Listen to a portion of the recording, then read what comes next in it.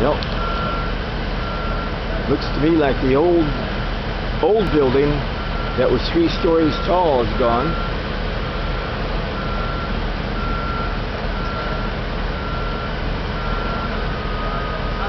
Yep.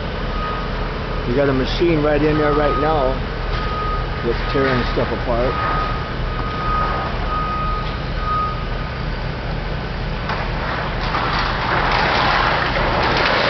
When they built this building right here, this freezer plant part, they poured those walls right on site. Those are 40 feet tall. They poured them right on site. One day I went to work in Grand Rapids, came home, they were all standing up. They poured them on site. I don't know, when they stood them up, it was there.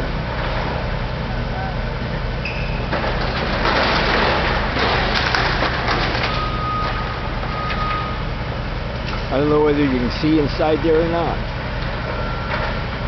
Anyway, Bob the Clogger videos. A lot of action right here in Lake Odessa. Thanks for watching.